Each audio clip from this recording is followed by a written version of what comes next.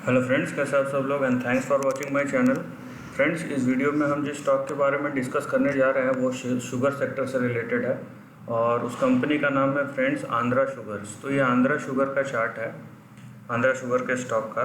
देखिए, sugar sector कभी भी आप इसको लॉन्ग टर्म जैसे बाकी सेक्टर के जैसे 10-15 साल लेते हैं ना, वैसे आप ले नहीं सकते, ठीक है। Even though fundamentals are very good, क्योंकि उसके बहुत सारे रीजंस हैं, जैसे रेगुलेटरी रीजंस, जैसे क्योंकि ये कमोडिटी है तो इसका साइकिल बहुत फास्ट होता है और शॉर्ट टर्म के लिए होता है, ऊपर और नीचे बहुत तेज़ी से जाता है।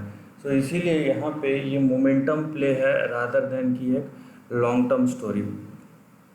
यहाँ पे आपको ऐसा नहीं है, फॉर एग्जांपल ये चार्ट देखिए, ये आप देखेंगे तो ये अप ट्रेंडिंग चार्ट है एक तरीके से। अगर आप देखेंगे यहाँ से यहाँ तक, ये एक अप ट्रेंडिंग चार्ट है, लेकिन इसके साइकिल्स इतने फास्ट होते हैं कि अगर हम गलत जगह पे फंस गए तो फिर प्रॉब्लम होता है बहुत ज़्यादा। क्योंकि फॉर एग्जांपल ये देखिए, अगर आप ये वाला पीरियड देखते हैं यहाँ से यहाँ तक, तो ये 2004 से 2016 मतलब 12 साल का पीरियड है।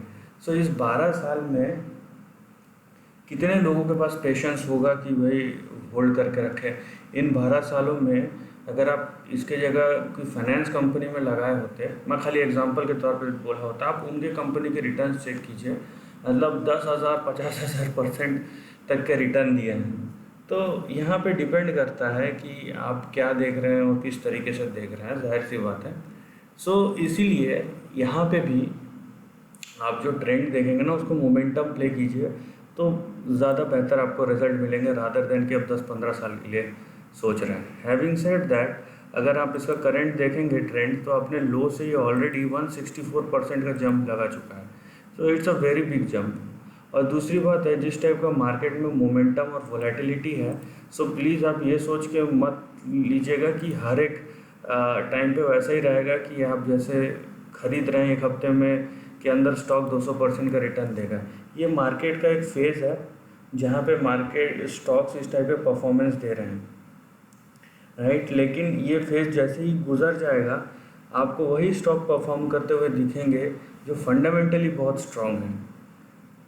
तो ये चीज़ भी आप यहाँ पे इग्नोर नहीं कर सकते। अभी अगर करेंट ट्रेंड देखते हैं हम इसका, और हमें ये सब स्टॉक्स में जो सपोर्ट एंड रेजिस्टेंस है ना, उसी के साथ रहना चाहिए। हम थोड़ा कम प्रॉफिट कमा लेंगे वो ज़्यादा अच्छा है रादर देन कि हम ज़्यादा एक्साइटमेंट के चक्कर में लॉस कमाएं।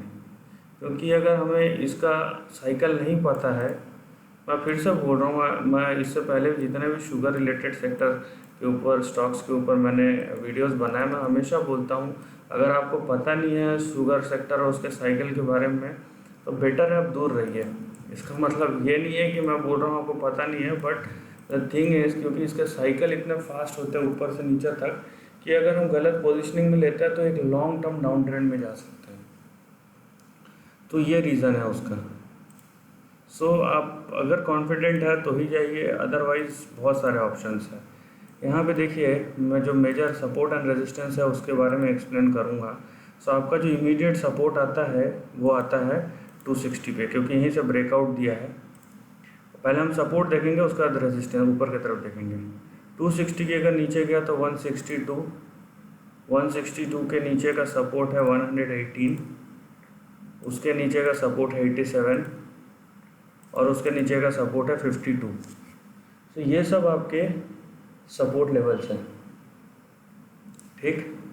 और मैं इसको अगर आप नोट करके रखेंगे या मेमोरी में रखेंगे तो ज़्यादा अच्छा होगा। इसको मैं ये नहीं बोल रहा कि नीचे तक आएगा, but these are important levels.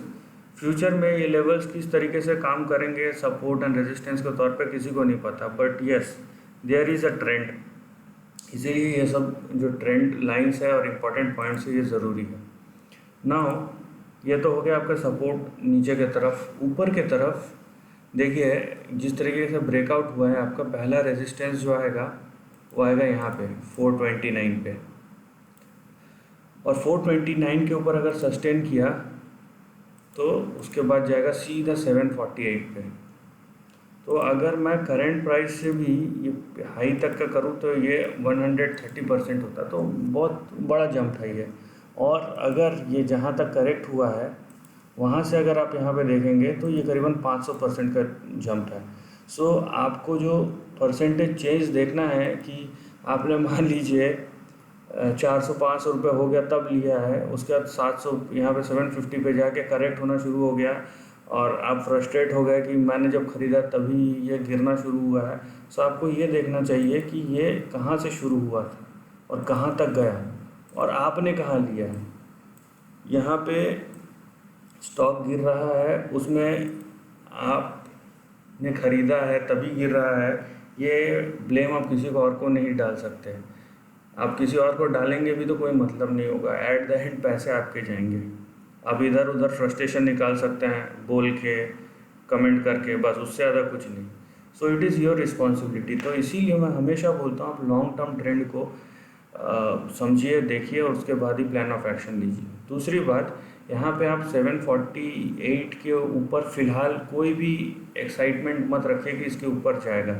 अगर 748 750 के ऊपर होल्ड किया तो जाहिर सी बात है एक नया ट्रेंड शुरू होगा, लेकिन जब होगा तब हम उसके बारे में डिस्कस करेंगे, उससे पहले नहीं। क्योंकि मैं फिर से बोल रहा हूँ, ये वैसा सेक्टर नहीं है जहाँ पे आप कॉन्फिडेंटली ये बोल सकें कि भाई अब ये यहाँ से क्रॉस हो जाएगा, उसके बाद 5 साल बाद ये और 50 गुना हो जाएगा। इस टाइप की चीज़ें हम नहीं बोल सकते।